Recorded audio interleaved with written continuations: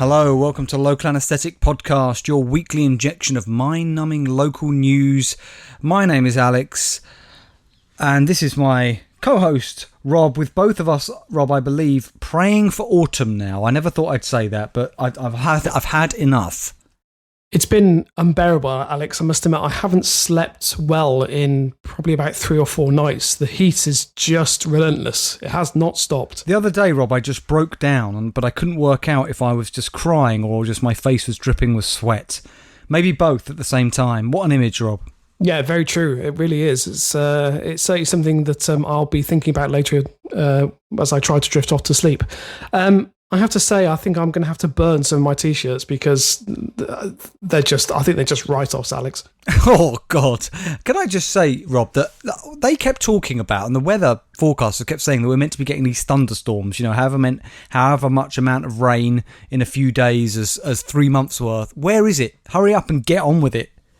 Well, I've had people and friends who are saying that, I know that we had a friend say that she was staying with her parents over in Ealing, over in West London. She said they had torrential rain yesterday, but apparently it never got to Essex. I've no idea what happened to it in the meantime. But yeah, it is forecast. Apparently thunderstorms are forecast for the next 4 days. Well, to be honest, mate, it'll be a blessed relief. Yeah, I agree. Anyway, on that optimistic note, because what worries me, Rob, is that with global warming, this could be the future. I mean, it isn't just our country, it's all around the world, isn't it? I mean... Yeah, very much so. Yeah. Look, this is episode 320, would you believe? We are recording on the 13th of August, a Thursday, in the evening. Both Rob and I have finished working from home, doing our professional duties. To come here and report on weird, funny, banal, crazy stories locally, Rob, and around the world. I'm very much looking forward to this episode, Rob. After the daftness of Daft Talk last week, I'm now looking forward to some news. Yep, and Alex, we have news not just from papers, but also from the listeners. I hope you saw there was a seamless transition there, and which I should be applauded for. But so much so, I didn't even notice it, Rob, and kind of switched off, which I think is a good sign. Thank you, Al. Well, not you switching off, but yeah, doesn't matter. Anyway, right. So, first piece of news: Eagle Heights. Alex, I'm delighted to say that Eagle Heights has reopened. Right, but how many animals have they got left? Is it just is it just like a newt enclosure and a badger? Well, interestingly, so basically, Steve has very kindly shared an image that I'm guessing, Steve, and correct me if I'm wrong, came from the Eagle Heights Facebook page, and with the strapline, "Looking for somewhere to take your kids in these uncertain times." Oh, fuck it, that's the last place I take them. in these, are you looking for someone to take your kids in uncertain times? Bring them to Eagle Heights, where they may very well get carried off by a rogue eagle. I mean, Alex, that's just never happened. Also that is one of the attractions they offer at a slightly elevated price. It then says, "Be smart, be safe, strict compliance with safety guidelines here at Eagle Heights." And if anyone cares, they're open throughout August.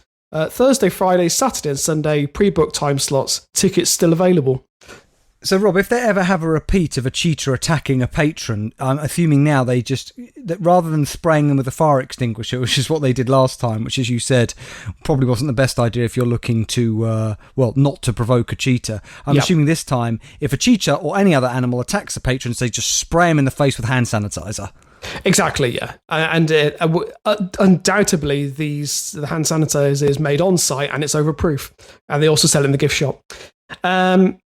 Also, I mean, this was shared on the listener forum, and if anyone does really want to see it, I mean, it might be I suspect it's probably on their Facebook page, but it looks like someone's got very skilled up in clip art in quite a short space of time, because it really is quite amateurish. It looks like they've just gone on the internet and just put a load of animals together, because like some of the images have been cropped really badly. I do wonder whether Steve made it himself.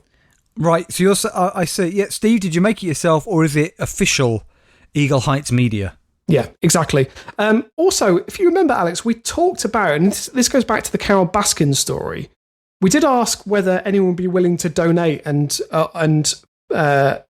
we asked if anyone would be willing to put their money where their mouth is and then pay for a celebrity to publicly endorse Local Anaesthetic podcast. And Steve right, writes, because you're talking about when Carol Baskin was tricked into endorsing Jimmy Savile and Rolf Harris. Yes, that's right. We were saying, yeah, right, okay, so we might like a celebrity to endorse this podcast.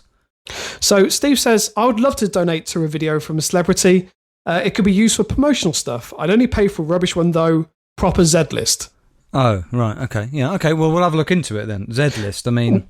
So yeah, I mean, Steve, I think if you want to suggest some people, so I'm just see if has anyone been mentioned in this thread. Let's have a look. Barry from EastEnders. Yeah, I'd like somebody that we've referenced, like Dave Benson Phillips, Rob. Hang on. Or not. I mean, look, the gold standard would be Noel Edmonds. I mean, there's no way Edmonds is on this website. Dave Benson Phillips, I think, would do it for less, because apparently Sean Williamson, who plays Barry from EastEnders, charges 30 quid. I have it on good authority that I think Dave Benson Phillips would do it for less. So I've heard he'll do it. I've heard he'll do it for half a curly whirly. Did you hear about it? And a hand shandy. I'll have the curly whirly. You can do the hand. I'll give them the curly whirly. You can do the hand shandy, Rob. I'm not sure that's a fair trade-off, really. Did you hear about this list that he put on the internet? Who? Dave Benson Phillips? Yeah, this was a few years back, but he put a list. Hit list. Basically, what he would do for goods and services. I might try and find this list because it's apparently it's become like a cult classic, and it basically. Can you look for it? Yeah. So I think it was, from what I remember, from the items I do remember, one of them was a meal at Nando's. Another was like a fridge freezer, and he basically itemised this list in terms of what he would expect. Sorry, what do you mean a fridge freezer? What, he'll deliver one? What do you mean? No, the fact that he would deliver a certain service, I don't know, maybe a children's birthday party, and in return, you would pay him in a fridge freezer. Oh my God. I don't know whether this was an urban legend. So maybe he'll accept a hand shandy, Rob, for you for endorsing the podcast. Can I just say, Steve, can you look into it and please make it clear to him that I'm not willing to give him hand shandy. But then if you're willing to pay for it, maybe you will. I don't know. I mean, I'll leave that to your negotiation skills. Can you imagine, Rob? He gets back to us. He goes, look, I've negotiated with Dave Benson Phillips. He's going to endorse the podcast for a prostate massage. I'm trying to think, is that worth it? No, it's not. No, Rob. No, I mean, I just had to consider it for a second, but no, I've come to the realisation, no, it's not. Then Steve writes again to say this has Rob and Alex written all over it, and again, it's from Eagle Heights, and apparently, I'm assuming that Eagle Heights are now doing weddings. I'm not entirely sure. Maybe there's not enough context to this article. Either it's weddings they're doing or glamping. Now, I'm not sure I'd want to go glamping in the vicinity of Eagle Heights. Yeah, but I would like to marry one of their eagles. Again, that's one of the services they offer. But Rob, I'll say this: I wouldn't be prepared to marry one of their cheaters, because once a cheater, always a cheater. Absolutely. And again, first class comedy right here on Local Anaesthetic Podcast. Yeah, unscripted, hackneyed comedy.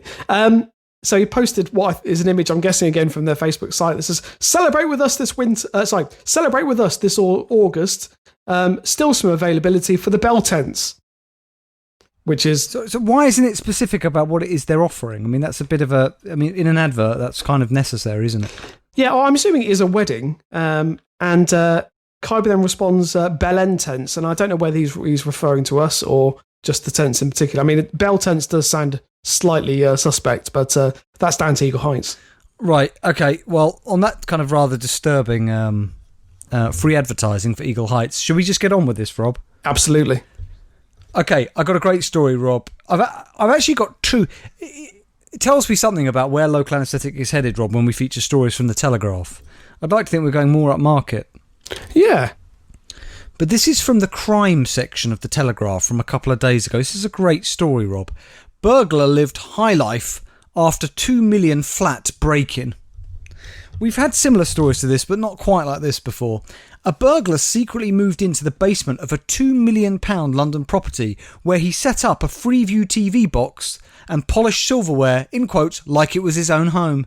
I'm assuming polished silverware is not a euphemism, but I can't be sure. Good point. I generally thought then that when you said 2 million, was 2 million house burglary, I imagined that he just hit a new milestone and really, he was really a seasoned criminal and finally managed to burgle his 2 millionth house. No, Rob. Well, Judge Joanna Corner openly laughed at the antics of construction worker Peter Bahan, 44, when he appeared in court. So the judge openly laughed at what he got up to. Right. He was accused of living in the basement of a house in St John's Wood while renovation work was being carried out, despite the family continuing to live in the floors above. So they had no idea he was there, Rob. These are people who've got so much money, there's certain floors of the house, Rob, they never venture into. I mean, Alex, both you and I know the area around St John's Wood, and very well, Rob. Yes. Yeah, it's not difficult to believe that might actually be the case. They were living in the east wing of the house. They had no reason to venture to the west wing or below stairs. For all we know, that was new servants' quarters. Absolutely. Prosecuting Gregor McKinley said Mr. Bahan had been found downstairs. He'd been there a while and had filled 2 bags with silver and had jewellery on him. Now I'm assuming, I don't know if he was wearing it. I hope so. I really hope so. Right? Judge Corner, reading ahead in the case notes, interrupted him saying, "Oh, he set up a Freeview box for the TV. I hadn't realised. He polished the silverware. Just reading this, it's like his own home." Mr. McKinley replied, "Yes, he broke in and set up a Freeview box at ground level so it could not be detected. He ate, Rob, from tins. He drank a lot of alcohol, rum, whiskey, champagne, and then, Rob, used the bottles to urinate in because there was no bathroom on that floor." You would think that if he obviously has good taste in the fact that he was sampling the champagne and the obviously trying on the jewelry and the whiskey and so on. I just feel it's slightly uncouth, and I feel that he's let himself down there to some degree. Well, I got that wrong. There was a loo on the floor. He just didn't use it because he wanted to use the bottles to avoid detection. Because I guess there's the worry that people would hear the flushing. So, Rob, what it doesn't answer in his article is, where did he defecate, Rob? I've got my own theory. Well, I mean, you said they're using it out of tins. I don't want to go any further, but I just want to, leave that hanging. I think, Rob, he unzipped the cushion covers, removed the foam, and just filled one of them with shit, and then sat on it on the couch. I would be worried about the consistency of it because I think I imagine these are good quality pillows, so they would offer quite a lot of resistance, I suppose, to the feces leaking out. But I think that's a risque move, Alex.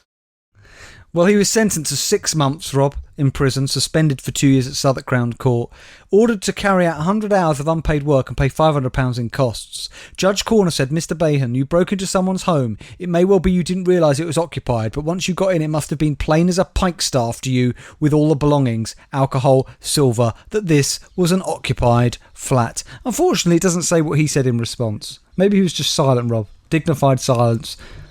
I mean, let's face it, he knew it was an occupied flat. I mean, sorry, I might have missed that. Did it say how long he lived there for?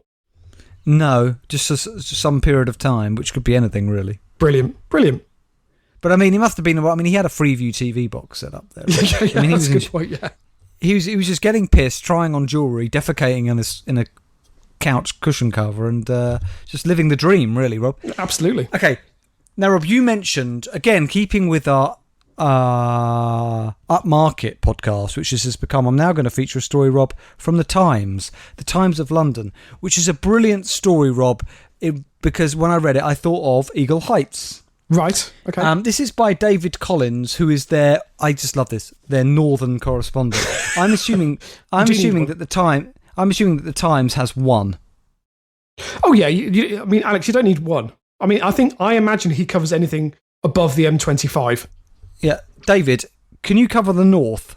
What north or no, just anything above the M2? Yeah, anything above. Yeah, Scotland, everything. Yeah, actually, Dave, could you also cover the US as well, and then the rest of them just cover London, and the rest of the world. Yeah.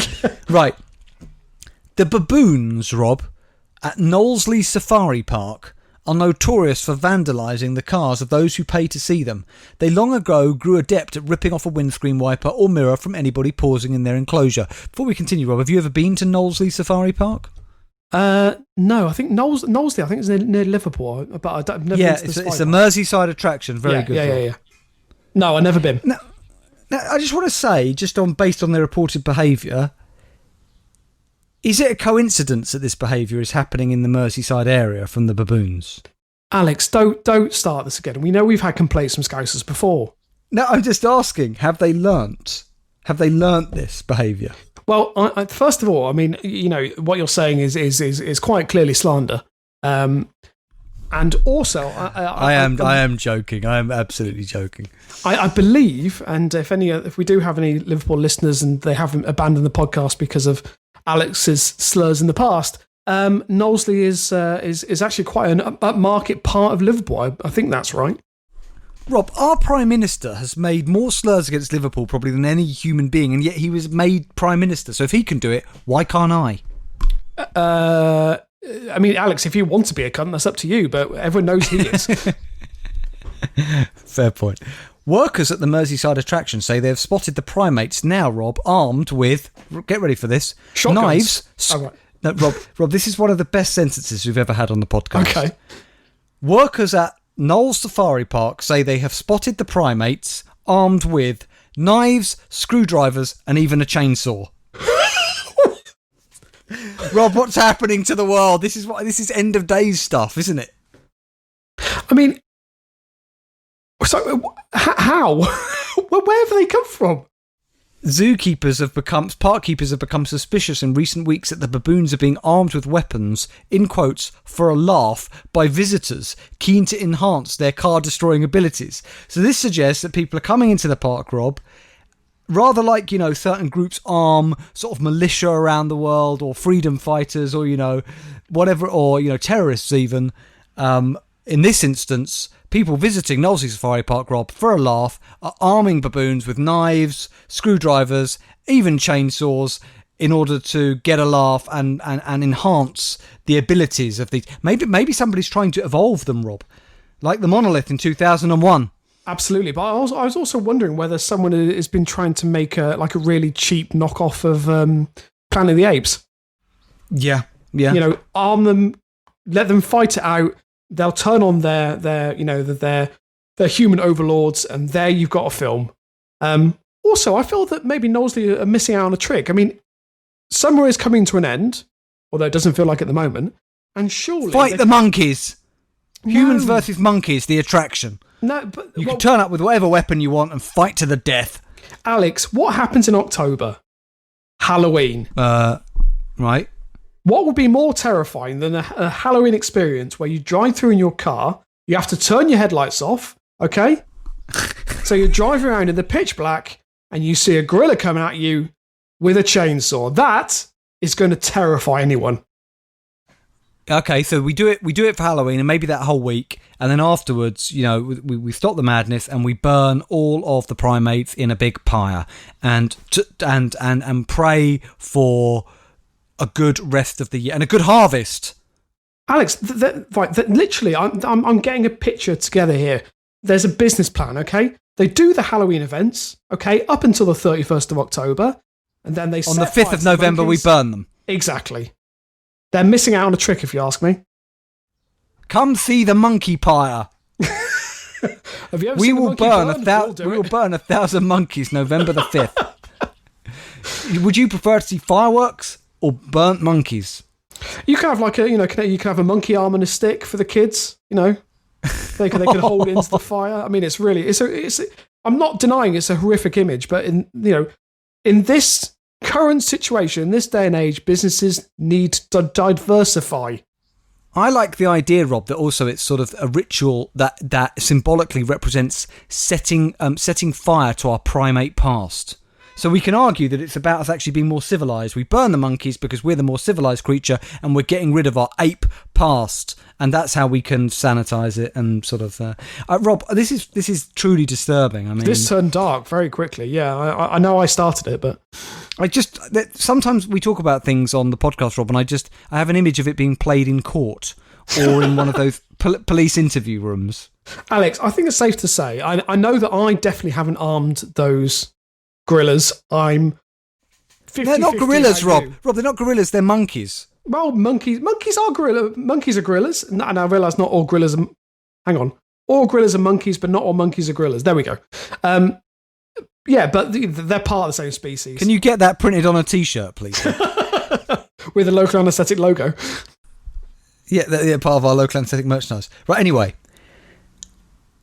So a worker said, I do wonder if some of the guests are handing them out to the monkeys, right? The baboon enclosure is well known to car mechanics in the northwest of England. People know what's going to happen when they drive inside, said a mechanic in Sale. I've had 2 customers this year who became victim of these baboons. I have a mate with a garage in St Helens. It's exactly the same. The kids start chirping up and say they want monkeys all over the car. And the next thing you know, you're driving home with no registration plate. That is an Alan Partridge quote. Yes, it really is. Knowlesley reopened on June the 15th with COVID-19 security measures. The park argued that it was as safe as a McDonald's drive-through as visitors do not leave their car. Now, I actually visited a McDonald's drive-through the other night, Rob, because I went out, me and my girlfriend Rob, we went out for a meal, our first meal, to take advantage of the government meal deal thing. Mm-hmm. The food was the worst we've ever had, ever. It was at this pub. It was absolutely atrocious, so much so that we had to go to McDonald's afterwards. That's how hungry we were. Bloody hell. Yes, that bad. And we were in the drive-thru. Now, I'm not sure, Rob, that, when it says, I'm not sure a good selling point is to say our safari park is as safe as a McDonald's drive-thru. No. That to me is not the gold standard of safety, is it to you? But also, Alex, I think they're missing something here. Yes, it's all well and good you've taken measures to try and prevent COVID, but if you've got monkeys armed with chainsaws, I feel that that's more of an issue. I have to say, I did have to wait quite a long time in the McDonald's drive-thru, and it would have sped up the experience to have had some monkeys with chainsaws there. Would have livened up the event. Yeah, again, something that McDonald's could really look into. The 550-acre safari park is home to lions, tigers, rhinos, wildebeest and camels. So I imagine this is a place, Rob, that Eagle Heights looks at with some degree of jealousy and envy. I mean, Alex, I think they look at most pet shops with that kind of envy. The park suggested armed apes were an urban myth. We believe many of these stories have grown in exaggeration as they've been retold, with embellishment to make the objects that are sometimes found in the enclosure seem more exciting and unbelievable, it said. Well, I can only say, I hope they're grateful for the publicity we're giving them and also to, exacerbate these rumours. Absolutely. Okay, Rob, just a few comments. JC in the Times, who I'm assuming is not Jeremy Corbyn. Or says, Jesus Christ. Or Jesus Christ. I hope not, because they just say, this is no different than driving through Merseyside. Right, yeah. I don't agree with that, just to say, but I know that some people do. Clapham bus passenger says, I've heard of armed guerrilla groups, but baboons? Play on words. Very good. A higher class of comment you get in the Times. Absolutely. Legal Eagle says, do the baboons wear masks? If so, then it's a case of Grand Theft Wiper. Meant to be like Grand Theft Auto, but they steal your wiper blades. It doesn't work in the slightest. No, yeah. He needs to try harder. Dracula431 says, next they'll be spitting COVID on visitors. I say put the monkeys in lockdown. Yes, that's a wise observation. Okay, Rob, last story from me. Let's keep on the animal theme. Okay. I saw this brilliant story in The Guardian. Now, didn't you cover that story about a bear recently? Did we have a story about a bear last episode? We may have done. Did you see that viral video of that bear approaching that woman in that? Yeah, that stupid woman who's trying to take a selfie with the bear. Yeah. Apparently he's been castrated since then, which doesn't really seem fair, but... No. Anyway. Well, Rob, the United States government has issued official bear advice. Okay? The National Park Service has issued advice. Oh, God, Alex, this frustrates me. Okay, fine. Go on. No. About what you should do if you're attacked by a bear. Do you know already, Rob? Go on. Mr. Clever Clogs. You just call it... I believe you fall to the floor, you crawl into it like a boar shape, and then you just, pray for an early death. Or if you listen to the last episode of of Daft Talk, you just hope it doesn't bugger you. I enjoyed that, mate. I really did. There are a few potential reactions to being attacked by a bear. Stand your ground and attempt to scare it off, run away, or perhaps curl up into the fetal position and hope for the best. There we go. Which is Rob's preferred technique.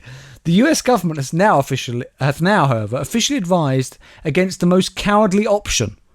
I'm gonna wait to get there. The National Park Service has warned against. Hang on, before I get that. Bear attacks are rare but a real threat in parts of the United States, with a man recently videoing his own mangled hand and arm after encountering a grizzly bear in an abandoned shed in Montana. In a separate incident this week, wildlife officials in Alaska killed 4 bears suspected of involvement in the death of a man who was mauled while clearing a trail behind his property. I like the idea they just lined them up against the wall and shot them. No trial, just that's it, Rob. I mean, this is the US. There's a good chance that may well have happened. There have been a record number of grizzly bear attacks in the Yellowstone region in 2020, possibly due to the increase in people hiking in the region in search of a respite from pandemic lockdowns. In the National Park Service message, anyone coming face to face with a bear is advised, Rob, to move away closely and sideways. This allows you to keep an eye on the bear and avoid tripping. Moving sideways is also non-threatening to bears. People should not run. Like dogs, they will chase fleeing animals, it says in quotes, the message warns, or escape up a tree. Do not try and escape up a tree, Rob, as grizzlies and black bears are adept at climbing trees, because that would piss you off, wouldn't it? If you tried to escape a bear and found yourself scurrying up a tree like a monkey, you'd be very proud of yourself, only to look down, Rob, and find the bear in hot pursuit up the tree. Yeah, that absolutely. would not be fun. But the best bit, Rob, of the advice is it warns against sacrificing. Sorry. So it says, do not, in capital letters, push down a slower friend. So do not, if it's you and me out and you're the slower one, right. Do not push down a slower friend, in brackets, even if you think the friendship has run its course. I think there is tongue in cheek there. Somebody's having a laugh. I'm hoping so. Yeah, someone is. That's clearly tongue in cheek. Instead, it's advised that people hold their ground and make noises to identify yourself as human and not a prey animal. What's a unique human noise? I suppose talking. I'd maybe sing football chants. Yeah. yeah. I can imagine that. I think that might scare the bear off, especially if they support a rival team. Yeah. But then it might antagonise it more. You don't know, Alex. That's the problem. Yeah. We recommend using your voice. Waving and showing off your opposable thumb means nothing to the bear, the message reads. I don't know what so hang on. So by showing your superiority, the fact you've managed to evolve opposable thumbs apparently won't make any difference. No. So some people must think it does. Right. Look, these are my thumbs. Look, I'm better than you. Yeah. To reiterate the concern over unscrupulous hikers pushing others to their doom to save themselves, the post ends by saying, we apologise to any friends who were brought on a hike as the bait or a sacrifice to save the group. You will be missed. Which I think, although it's in humour, is very insensitive to anybody who that's happened to. Yeah, I completely agree there, Alex. I mean, I realised they were trying to make something catchy and memorable, but ultimately, a lot of people have died.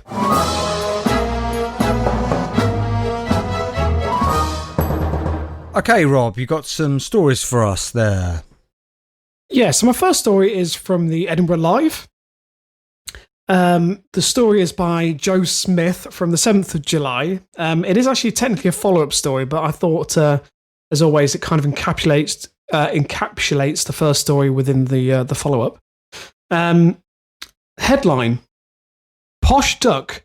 New Anti-Swan graffiti appears beside the Union Canal in Edinburgh. Sorry, Anti-Swan graffiti? Yes. What the fuck is Anti-Swan? Like swans go home? Yeah. The vicious message follows slurs last month calling it a manky swan.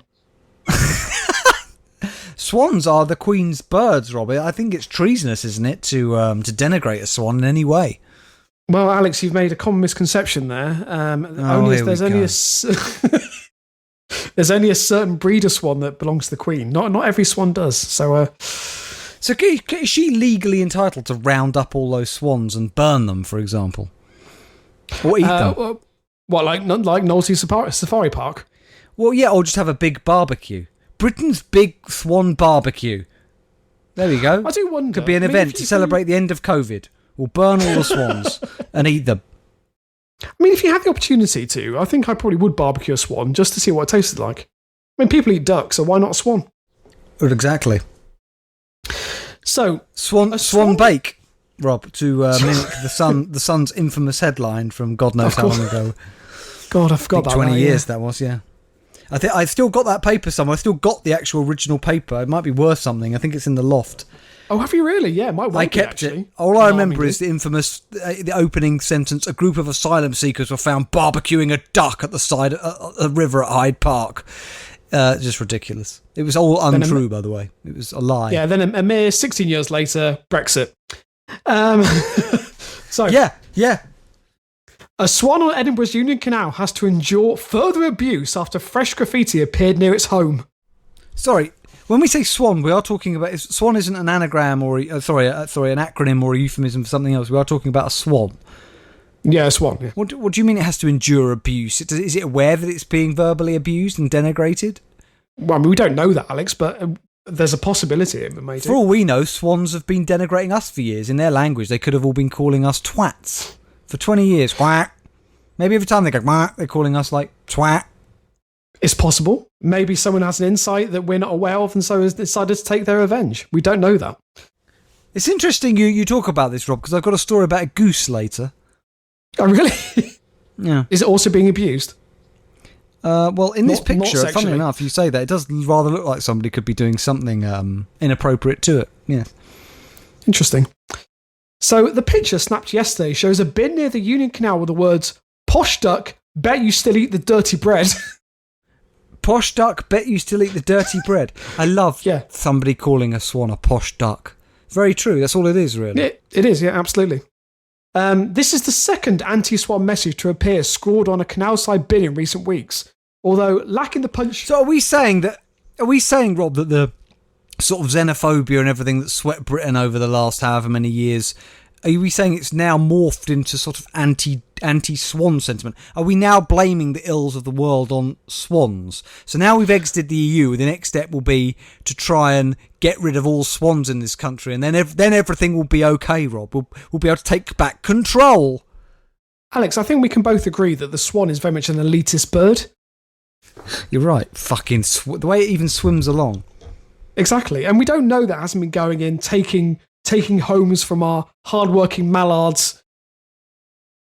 And some Alex is sick of it. They're fucking sick of it. And they're taking it back. They're taking the country back. Sorry, the canal back. Sorry. I see an opportunity for a big bus with a slogan on it. I'm not sure what it is yet. Taking the canals back. Swan off. Swan off.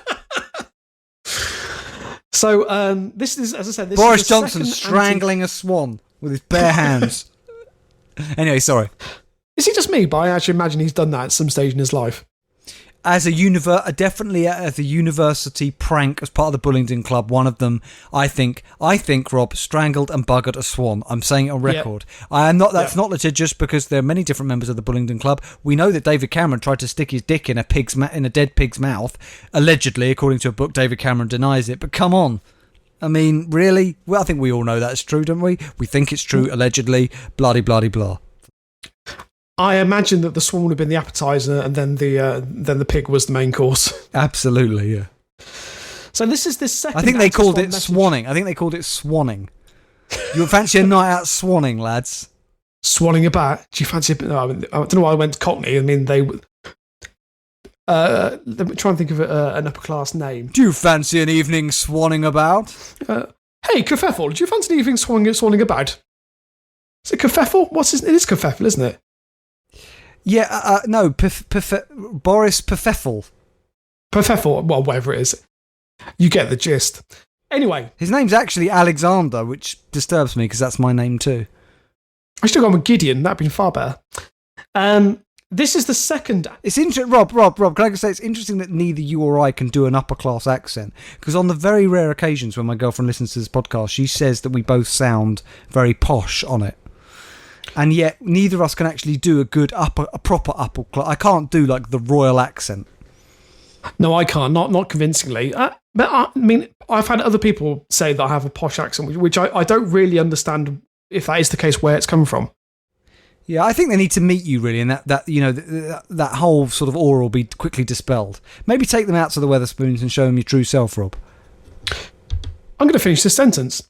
This is the second anti-swan message to appear scored on a canal-side bin in recent weeks. Although lacking the punch of the previous insult, it's clearly directed at a swan living nearby. Right. A picture showing the words "manky swan" with the swan standing next to it has made UK headlines last month. It's weird that I never came across it. No, I never saw it. Manky Swan. That sounds like a good name for a new band. But I mean like a Little Mix type band. Little Mix, Pussycat Dolls, Manky Swan. I don't know why, but that doesn't conjure like a really sort of very fashionable, highly make-upped, that isn't the phrase, but, that just, I don't know, it conjures this image of like a middle-aged female kind of boy band-esque. Do you know what I'm trying to say? There you go. There's an opportunity. I'm sure Simon Cowell will grasp on it, Rob. Yeah. It's a different demographic to what he's used to, but I think he'll go for it once he recovers from his back. Yeah. Now it seems that the anti-swan vandal has struck again, branding the majestic creature a posh duck and deriding it for eating dirty bread. It's not Face of Strange, is it? It's not a piece of performance art by him. If it is, no. Having seen Face Kudos to him if it was. Well, yeah, but also I feel that I've seen the work and it's very much below his usual quality. I don't mean that though, but what if it's what if he's doing it as a piece of performance art to poke fun at xenophobic attitudes? Good point. Right, if that's the case, could this be Banksy? Yeah, it could be. Or Banksy having a nervous breakdown of some description. Just walking around Edinburgh spray painting bins. Yeah. Yeah.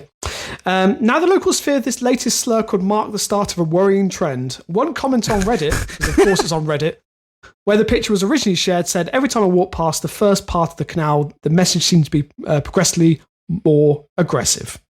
To me, what worries me is that this is like the beginnings, the genesis of a Croydon cat murderer type person. They are daubing increasingly aggressive, hate-filled messages about swans. Surely the next act is going to be, Rob, is that a dead swan turns up? I mean, it's a possibility, Alex. Yeah, of course it is, but we haven't got to that point yet, so everything's fine. Buggered and Plucked. Good name for a band. Not right now, but maybe later. Hang on. The Manky Swans, and the album's called Buggered and Plucked. Very good, yeah. Right, the second story. Now, I must admit that this story is a bit old. Well, I say old. It's October last year, but I came across it and that I had to feature it. It's from KWCH12, which is a local TV station that covers Kansas. We're not in Kansas anymore, Toto. Turdo? Oh, Toto, sorry. Yes. Generally thought you said turdo. No, I haven't ever called you a turdo, Rob, but I'd like to. There is definitely a children's character there. Maybe he helps helps children potty train. Turdo, the singing turd. That's brilliant. I love it. Hey, Johnny, want a shit in the... No, you wouldn't swear. To be fair, Rob, you're drifting into Mr. Hanky the Christmas Poo territory. Oh, yeah, I thought I'd seen that before. Yeah, you're right, Alex. So this is by Jonathan Smith from the 30th of October 2019. Now, the story isn't actually about Kansas. The story is from China. So God knows what this paper was doing featuring it. I have checked. This is a legitimate news source. Now, you're going to have to bear with the headline, Alex, because it's slightly confusing. Okay. Man hired hitman, who hired hitman, who hired hitman, who hired hitman, who hired hitman, who snitched. Brilliant. Brilliant. This is a great story. What started out as a simple murder for hire scheme landed Tan Yorhai and 5 would-be hitmen in prison. 5 hitmen? Fucking 5 hitmen. We were talking about hitmen in the last LA podcast, weren't we? That person who went on rentahitman.com, that woman, to kill her husband, actually visited the website. Yeah, okay. Absolutely, absolutely. By the way, that after that episode, I actually went on, and that website is still live. Oh, brilliant. Did you? So if anyone does want to check it out. You were talking about taking a hit out on me. Is that why you went on there, Rob? Well, not now, Alex. We read the story. I know that it's just a front. A honey trap, yeah. Although, if you go on the dark web, there are really some quite interesting people on there. Okay. A court in China's Shanghai region said that Tan wanted to eliminate a business rival named Wei after Wei filed a lawsuit against Tan's company over a property development. So, in October 2013, Tan offered Zhou Guogan $282,000 to kill Wei. Okay, so you're with us so far? No. Why does he want to kill Wei? So Wei was his business rival. Right. And apparently Wei filed a lawsuit against Tan's company over a property development. Right. So Xi, the hitman, pocketed half the money and used the other half to task Mo Tianjiang with Wei's murder. So sorry, this Xi is like the hitman equivalent of subletting. Exactly that. Right? He couldn't be asked to do it. He said, I'm going to take half the money and give it to somebody else. Yes. I love where this story is going. So Xi offered Mo $141,000 for his labour. Following his predecessor's lead, Mo kept some of the money and offered the job to Zhang Kangsheng. Sorry. By the end of this story, there's going to be a hitman at the end of it being offered £1. You don't know how right you are. Mo was to pay Zhang $38,000 upfront and an additional $70,000 once the deed was done. Once again, the job was passed to another.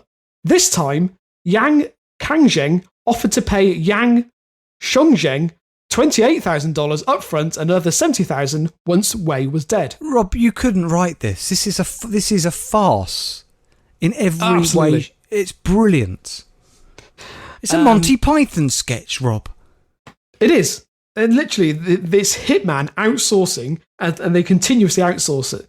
Anyway, by the time that the job had reached Lang Zhangzhai, the payout had dwindled down to $14,000.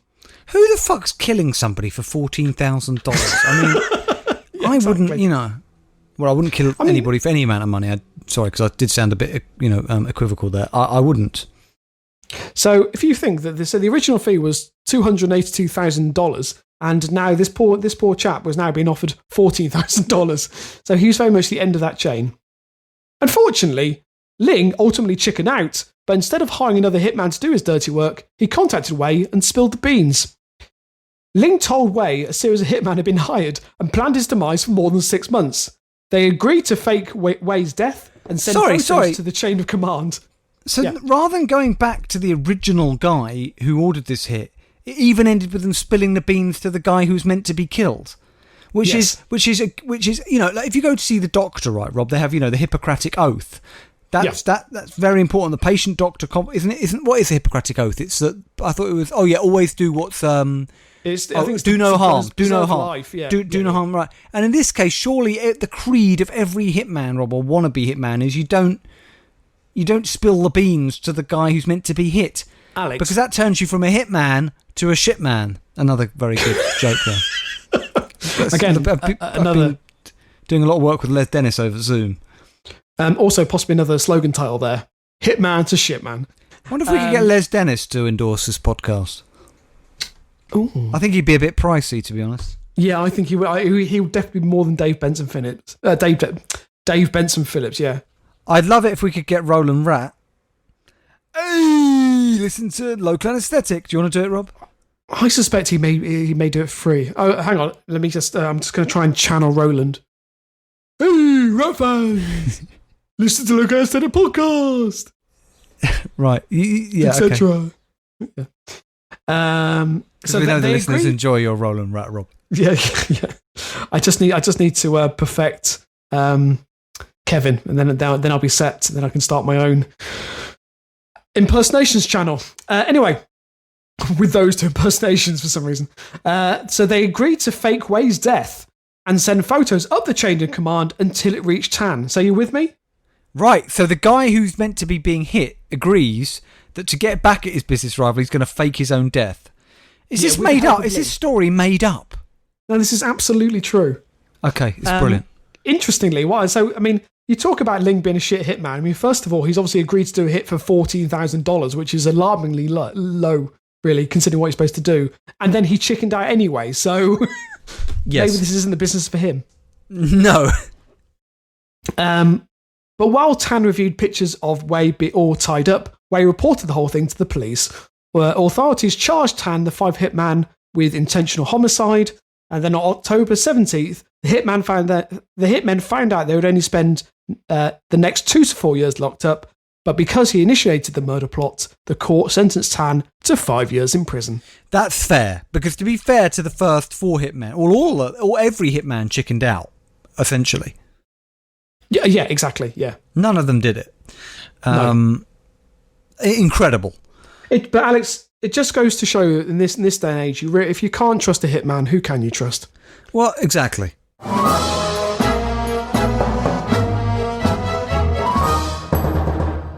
Now, Rob, earlier I promised you a story about a goose. Oh, yes. This is again from the Telegraph by Max Stevens. Oh, God, it's good. Council worker sacked for playing porn during meeting, blames goose. Right, okay. A council worker who accidentally played pornography in a meeting was sacked after a tribunal rejected his, in quotes, implausible story that the noises were made by a goose. David West, an electrician for Redditch Borough Council, left 100 of his colleagues stunned during a meeting after opening a WhatsApp message containing footage of a woman loudly making, in quotes, sexual moans. Right. The noise lasted for around 30 seconds, causing staff to break out into awkward laughter, an employment tribunal in Birmingham heard. When confronted by his bosses, Mr. West opted to create an implausible story, in quotes, claiming the noises had been from a video of a goose honking. The phone belonged to his wife, Mr. West told colleagues, and he said that he'd only used it at the end of the meeting to check if she had messaged him while she was sick off work. I mean, that doesn't make any sense. So, my wife's sick off work, I've got her phone, and I'm checking to see if she's texted me to tell me how she's doing. No. How's she doing that without her phone? But also, Alex, the clip played for 30 seconds. Yes, while he was desperately trying to...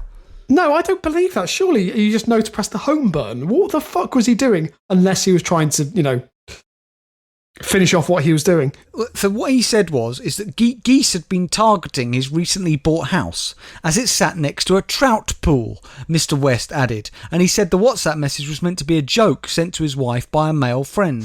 What? However, onlookers at the staff briefing saw Mr. West frantically tapping on his mobile and deleting the X-rated video, the tribunal heard. Brilliant. With no evidence of the message, council bosses launched an internal investigation and quizzed staff on whether they thought it sounded like a goose. So this was their internal investigation. We got no evidence because he's deleted the video. So they basically do a round sort of Robin survey and they find out from all the members of staff, do you think it was porn or a goose? Porn or goose? And that is a very good game show idea for Noel Edmonds. Porn or goose? I thought that's a game we could play on this podcast, let alone for Noel Edmonds. So do I, yeah. Investigators asked repairs and maintenance manager Ian Roberts if he thought it could have been a bird. Mr. Roberts said no way, no. I lived in a property with 3 acres of land with a great big lake in the middle of it, and it was frequently visited by greylag geese and Canada geese. I know the sound of a geese, and this wasn't geese. When quizzed about whether he had any doubt that the noises he heard were sexual, Mr. Roberts replied, no doubt whatsoever. So this is another employee who's testifying against that guy. I mean, first of all, it sounds like he's bragging about his house. Yeah. And second of all, I don't know why, I get the impression that he definitely knows what the sounds of both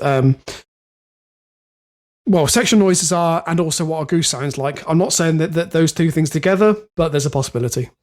Well, he did have that big lake, Rob. Good point. After Mr. West was sacked for the incident in January 2019, he sued the council claiming he'd been the victim of unfair dismissal and breach of contract. The tribunal dismissed his claims and rejected his version of events, ruling that, in quotes, on the balance of probabilities, the sounds were of a sexual nature and not of a goose. Right. It pointed out that Mr. West had been the only person in the entire meeting who thought that the sound coming from his phone could have been that of a goose. Brilliant. The other possibility, of course, Rob, is that he was watching goose porn. Alex, I mean, who hasn't been curious during the course of the working day and just thought, I wonder what that's like? You know, I've got all those pig magazines, Rob. Look, this is my, just to show you, Goose Fancier mag. Monthly. I still subscribe. It's lovely. Look at her. I don't. Look at that. I don't want to, Alex. Rob, look at that. Rob, look at that bill. I mean, Rob, look at that bill. No. Also, Rob, look at that bill. Where are you getting these magazines from? Because, hardcore doesn't even begin to cover it. Tesco. Actually, I need to retract that. I don't get it from Tesco. I don't get it from Tesco. Tesco is a family-friendly retail establishment. I don't think they don't even sell top shelf magazines, and that will really get us in hot water. Not Tesco. I shop in Tesco regularly. I really do believe it is the best of the big supermarket brands. What you meant to say is you meet a man around the back of Tesco's who sells you the magazines. It's nowhere on Tesco's premises either. Need to be very, very clear. Okay, Rob. I believe I haven't actually had to unsheath my recorder in quite a while, Rob, which is a shame, but it has been locked down. Here we go. It is time, Rob, for our...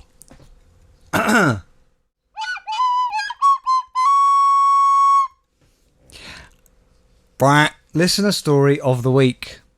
That wasn't bad, Al. That was almost close to what it normally is. Thanks, mate. You're welcome. So I text you during the week to ask whether you'd heard about a certain story.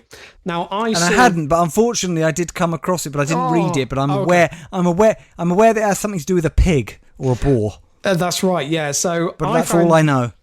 I found the story initially, and then it was sent in by a listener as well. So I thought, well, I may as well do it as a listener story. So this was from Khyber. It is from a mere 6 days ago, so very, very topical. This is from the Independent, so again, keeping it slightly highbrow, but that's good. What has happened to this podcast, Rob? I mean, we've had stories from the Telegraph, the Times, the Independent. What are local news journalists doing with their time? Unfortunately, they're just obsessed with. All they talk about is COVID. I mean, I understand why, but it's true. It is. That's the thing. In local news at the moment is very much COVID focused, and it doesn't make for. I mean, it makes our job very difficult. Anyway, so the story is from Liam James, and the headline: Naked man chases wild boar through public park after swine steals his laptop. Now, didn't this happen in Germany? It did happen in Germany, yes. Right, that's all I know. So I know nothing else. So I'm looking forward to this. Sunbathers in a busy Berlin park were treated to a sight of a naked man chasing after a wild boar, which was carrying his belongings. Now, I like the idea, Rob, that this. I think Warner Brothers need to dust off their animators, Rob, and do a good old-fashioned hand-drawn cartoon in the style of the old classics. It's an update, Rob, on the age-old story. Wile E. Coyote and Roadrunner, Elmer Fudd chasing Bugs Bunny around and never being able to catch him. This, to me, it's a cartoon every week, Saturday mornings, of a man chasing this wild boar around. Did you say it was a nudist beach? I think it does. So I think this park must allow nude sunbathing. Right. I mean, there is a cartoon in this, isn't there, Rob? Oh, without a doubt. I mean, some of the pictures. I would urge people to search out the article because the pictures are quite astonishing. Especially the man just walking slowly behind this wild boar that obviously is carrying this yellow bag, which apparently has his laptop in. All very strange. Anyway, the boar was seen running through the park carrying a bag in its mouth which contained a laptop. The owner of the laptop followed close behind, having been disturbed for a naked sunbathing session. Photos of the instance were shared widely after Adele Landau, a Berlin local, posted them to Facebook. Miss Landau said that there were many nude sunbathers at the spot where the boar appeared. While the man was bathing, she said the boar calmly ate a pizza from the bag and then went looking for dessert. They found this yellow bag and decided to take it away, but the man who owned it realised it was the bag with his laptop in. So he was very focused, ran behind the boar in order to get it back. Miss Landau said that when she showed her photos to the man, he was very amused and gave his blessing to share them publicly. So fair play to that individual. And people say Germans don't have a sense of humour, which is, by the way, such a myth because I've never come across that. I actually love the German sense of humour, but that's nice. He was able to laugh at himself, Rob. Yeah, absolutely. And if anyone cares, Miss Landau is an actor and a life coach, said that this incident was a good example of someone persevering to achieve their goal. Rob, I'm guessing you meant the ball. I don't know. Is he the life coach or is she the life coach? No, she. So the woman taking the picture is the life coach. I was going to say, because if he was a life coach, that could be awkward, when you get your next sort of inquiry. Oh, are you the guy who's seen naked chasing a boar around? Yeah, that's me. But I can give you good life advice. Yeah. Well, I mean, I've made some bad decisions, but it helps me reflect. Absolutely. Well, Rob, look, that brings this episode of LA Podcast. We begin to wind it down, put it like that, Rob, because we look forward with a mixture of eager anticipation yet trepidation to our next episode of LA Podcast, which will be episode 321. We can be found what do I then say? God almighty, I'm out of the swing. It's only been 2 weeks. Do I say now as we move ever more forward? We look forward with a mixture of eager anticipation to our next episode, which will be episode 321 as we move ever more forward, Rob, like... Alex, why is this so difficult? Like a man, Rob, chasing a wild boar, round a beach, hoping to catch it to add it to his collection of geese and swan and monkeys, which he's planning on marrying and then burning in a huge pyre to rid humanity of all its ills. And this man, Rob, will save the world. I like that. Just like that, we move ever more forward to our next episode, which, as I say, will be episode 321. We're on our website, lapodcast.net. From there is a donate button. Donate to the worthy cause that is this podcast, and me and Rob will use some of that money, won't we, Rob, to try and get a minor celebrity to endorse this podcast. Well, hopefully Dave Benson Phillips. I think it looks like that Steve's offered to pay for it himself. So, it's that is cost neutral to us. Right. Well, yeah, but he said it's got to be Z-list. It has, yeah. But I mean, I think Dave Benson Phillips would definitely qualify as that. I don't know that he's Z-list. I'd put him more on a Y-list. Possibly. Like, why was there ever Dave Benson Phillips? No, Dave Benson Phillips is actually a great guy. I saw him in an episode of Come Dine With Me, and he was a very nice guy. I think he is, yeah. I think I get that impression. Yeah. Bit idiosyncratic, but which children's television presenter isn't? Hadn't aged barely at all, by the way. What were we talking about, Rob? Oh yeah, that where you can find this podcast. Yeah, we're on Facebook, facebook.com/LA Podcast. We're on Twitter at LA Podcast. We're on Spotify. Rob, I heard that Amazon are doing a whole podcast thing now. Are we going to automatically appear on Amazon Podcasts? Can you look into that for us? Yeah, no problem. I'll do that. I don't know. I haven't seen anything on Libsyn, which hosts the podcast, but I can look into it. Yep. Right, look, it's now time for our headlines that never made it. And after that, Rob, I'm just going to finish with one brief story because it's not worth holding on to. But I've only got 2 headlines, Rob, which didn't make it. I know, not very good, but how many have you got? I've got 3. Oh, right, so similar slim pickings then for both of us. Okay, the headlines which never made it this week. Go, Rob, you start. Block that fucking car in. The moment bullying bus... Sorry. Let me start that again, folks. Block that fucking car in. The moment bullying dustbin men surround a family car with 11 black bins. Rob, sorry. Did somebody write that with some sort of dare or bet to see who could get the most B's in a headline? Because come on, Rob, how many B's? Count them. Actually, count them. Well, block bullying black bins. Just 4. But you said Bullingdon bin men. Oh, sorry. Dustbin men. Yeah, there's a lot of B's in that sentence. Either way. Anyway, okay, fine. Okay. My headline, Rob. Nurse set off fire alarm to see colleague's breasts bounce as she ran down the corridor. This is a male nurse, Rob, who's been found guilty. A senior nurse who set off an emergency alarm on the ward in his hospital so he could watch a female colleague's breast bounce as she ran down the corridor. Appalling behaviour. Homeowner saws his neighbour's garage in half in Maine. Neighbourhood feud. Photos show. Oh, that would have been a good story. I love this headline, Rob. Bungling painter decorates wrong house for 8th time and has no idea why. This is a guy in the UK, Rob. He's sent off to do jobs. He's called Wayne Collins, and he's a painter decorator. And he gets sent off by his company to paint a house. And this is 8th time he's painted the wrong house. What? Why is he being employed? He has been sacked before, but he's been re-employed because the owner says he is actually very good when he gets it right. Okay. Yeah. My last story, and I will have to add a slight bit of context to this. Mortified mum confused as postman smirks handing over parcel, then sees the label. Oh, was this about the sex toy delivered to a woman? Yes, it is. Sorry, that was just such a bullshit story. That was so clearly a woman looking at self-promotion and getting in the paper. I don't know if you read it. It really was. Yeah, I mean, so let's not give her any more airtime. Can I just? I mean, I do feel I want to read out the name of the sex toy because it is extraordinary. Yeah, but I believe she's made up the whole thing, Rob.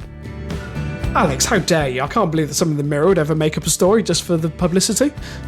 I don't think the journalist has. I think she has. I think they both could be in it. Go on then, what's the name of the toy, Rob? It is called the Satisfier Clit Sucker Next Generation. The original wasn't very good, I'll be honest. Yeah. Okay. Well, that's what my goose tells me anyway, Rob. Yeah, of course. Okay, I'm just going to finish, Rob, with this story. I know we don't normally do this, but I don't want to sit on this for 2 weeks, because I think you will find it if I don't read it. Okay. This has been covered everywhere, because I actually haven't been able to find the local news version, but it was from South Yorkshire. Right. Man proposes to girlfriend with hundreds of candles, burns down their home. Well, you win some, you lose some, Alex. That's just how it works. So this is from NDTV by Sanya Jain. You may have seen and heard of many disastrous proposals, but this one takes the cake. A man's romantic gesture went up in flames, quite literally, when he inadvertently burned down the apartment he shared with his girlfriend while setting up for a proposal. The British man, who has not been named for obvious reasons, was planning to propose to his girlfriend. To do so, he lit hundreds of tea lights in their apartment, filled it with balloons and poured out wine in glasses. But things did not go to plan. As he went to pick his partner up from right around the corner, the candles he'd lit contributed to a fire that burnt down their apartment. And when I say burnt down, it is a shell and a husk of a former apartment, Rob. Right. According to South Yorkshire Fire and Rescue, as the man went round the corner to collect his fiancée-to-be, ready for the romantic moment, he came back to find the flat on fire and 3 fire engines already on the way. While he had left the candles and tea lights unattended, they set his apartment on fire. The fire department shared photos of the scene on Facebook, writing, "Look closely at these photos and you'll see lots of burnt out tea lights, hundreds of them." The photos have gone viral on social media, collecting hundreds of reactions. The budget of the stag do was cut significantly now, Rob. He pays for refurbishment instead. And they say falling in love isn't dangerous. He found his eternal flame, another commenter quipped. That wasn't the fire department. That would be very inappropriate. I would like to add, Rob, nobody was injured.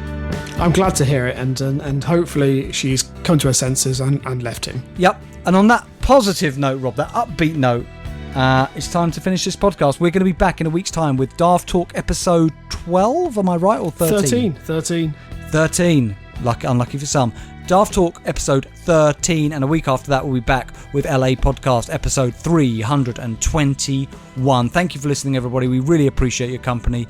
We appreciate all of our listeners. Keep listening, keep promoting us, keep flying the local anaesthetic flag, Rob. God bless. And keep it local.